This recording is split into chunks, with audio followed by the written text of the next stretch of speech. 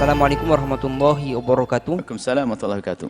Buya, saat ini banyak orang yang memakai pakaian yang dianggap benar-benar mengikuti sunnah, seperti jubah. Padahal kita hidup di Indonesia, tentu adat berpakaiannya berbeda. Bagaimana kita menyikapi fenomena ini, Buya? Bukankah kita harus berpakaian menyesuaikan adat setempat? Jika tidak berpakaian menurut adat setempat, apakah itu melanggar norma-norma adat? Dan apakah suatu bentuk kesombongan jika tidak mengenakan pakaian adat setempat, Buya? Masalah pakaian ada rambu-rambu ya. Yang pertama adalah pakaian itu harus menutup aurat. Menutup aurat yang pertama. Bagi wanita menutup aurat. Kepala, sekujur badan di depan orang laki-laki selain mahram dan selain suami, termasuk tangan hanya ada perkenaan telapak tangan, wajah boleh terlihat. Khilaf dalam hal ini, ada sebagian mengatakan wajah harus tutup. Yang penting baju yang pertama menutup aurat. Laki-laki antara pusat dengan lutut ditutup, tapi jangan gara-gara begitu besok pengajiannya pakai kolor Anda, tidak sopan. Jadi pusat dengan lutut harus ditutup, menutup aurat. Yang kedua adalah pakaian tersebut tidak menjadi ciri khas ibadah satu agama selain Islam. Tidak boleh. Kalau menjadi ciri khasnya sebuah agama yang ada hubungannya dengan keyakinan, nggak boleh. Yang ketiga, pakaian tersebut tidak menjadi ciri khasnya orang fasik. Bukan modelnya orang yang jauh dari Allah yang suka meninggalkan sholat. Kalau sudah itu,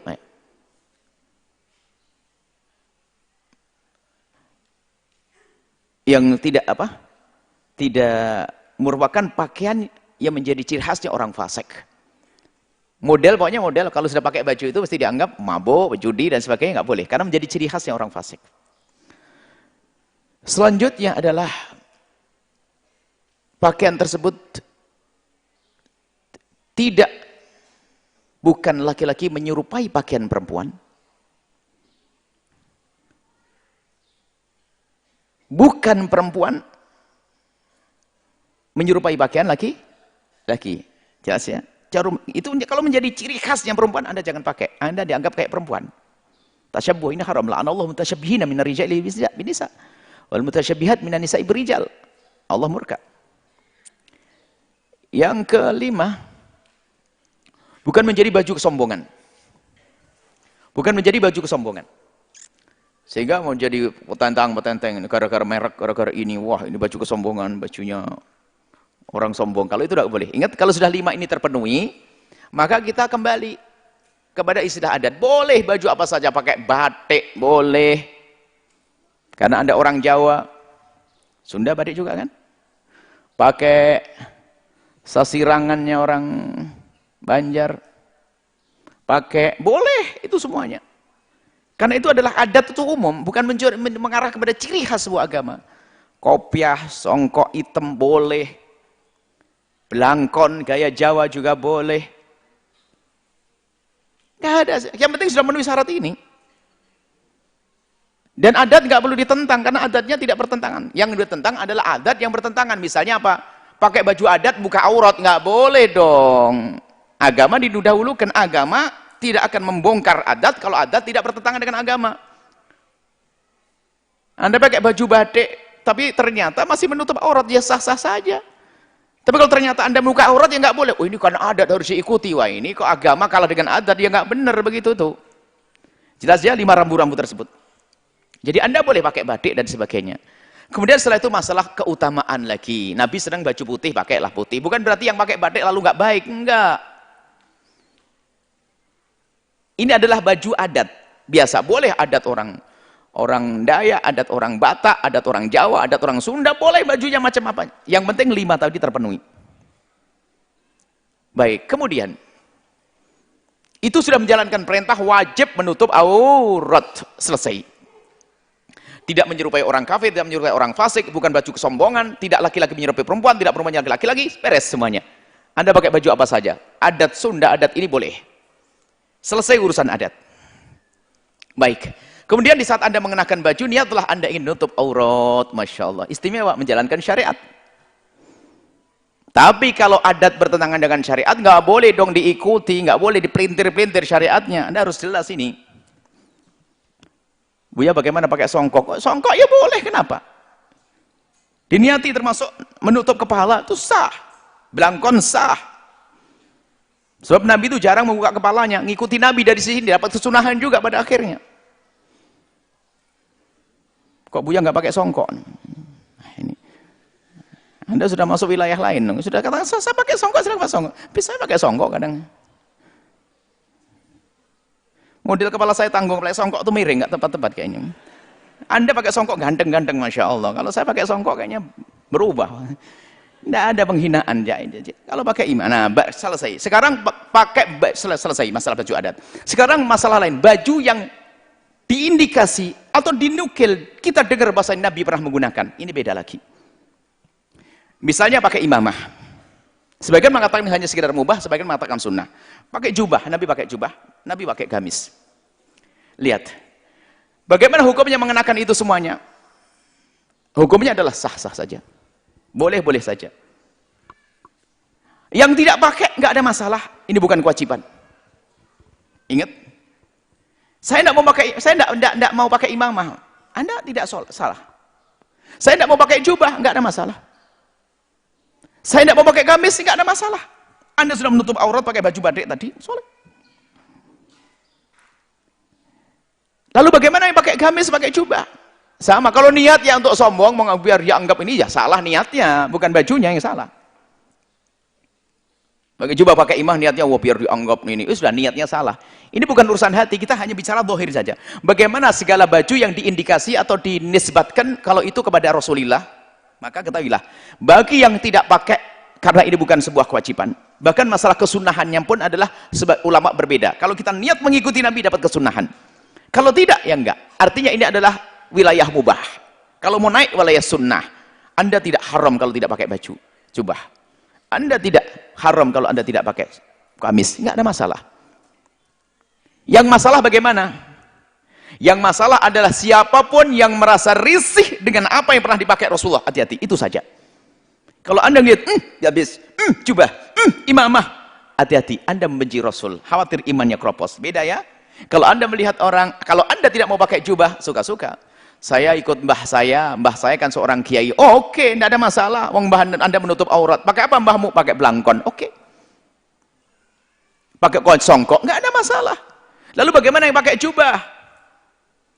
Ya, nggak ada masalah, selesai. Tapi kalau awas, Nabi pernah pakai jubah.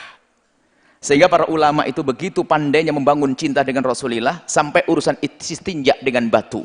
Orang istinja dengan batu atau yang serupa dengan batu semacam tisu dan sebagainya, itu hukumnya mubah. Boleh Anda lakukan, boleh tidak.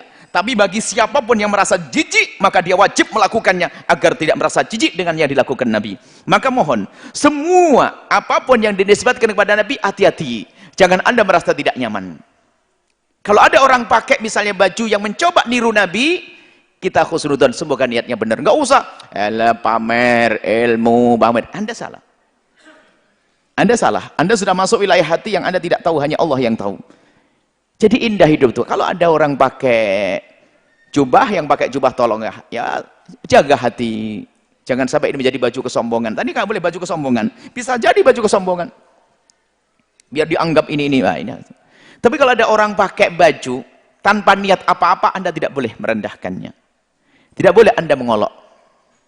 Apalagi itu dinisbatkan kepada Nabi. Hati-hati, jangan-jangan kita mengingkari apa yang dilakukan Nabi. Tidak perlu berkata kalau Nabi dijawab pasti pakai belangkon. Tidak usah ngomong begitu. Kenyataannya Nabi tidak pakai belangkon dan Nabi tidak melarang Anda pakai belangkon. Bahkan ulama-ulama banyak pakai belangkon kok. Dan itu penerus Nabi SAW. Jadi boleh baju adat, boleh dipakai, boleh nggak dilarang. Saya sesaat juga pakai kok.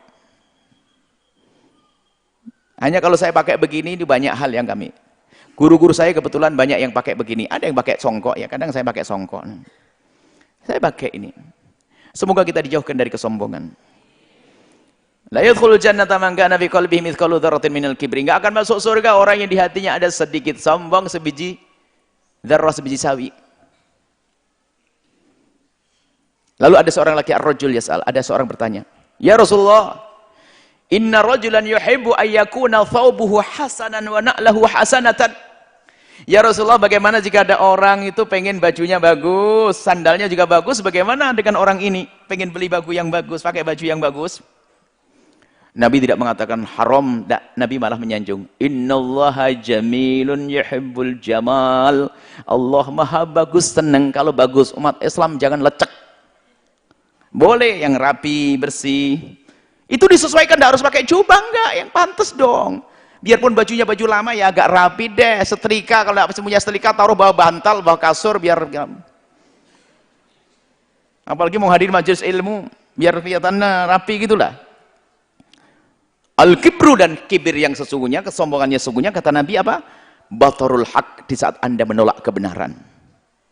Wa ghamtun nasi, suka merendahkan orang lain. Merendahkan orang pakai blangkon, merendahkan orang pakai batik, biarpun Anda jubahan, Anda rendah, Anda orang sombong. Sama Anda merendahkan orang pakai jubah, lebih lagi. Oh, Ustadz pakai blangkon, Ustadz pakai kopiah hitam. Loh, Anda merendahkan orang itu busuk hati Anda. Apalagi sama yang pakai blangkon ngerendahkan wong Jawa pakai. Nah, ini Anda kenapa harus merendahkan? Anda ini kenapa masuk wilayah merendahkan? Nabi mengatakan, kok itulah sombong.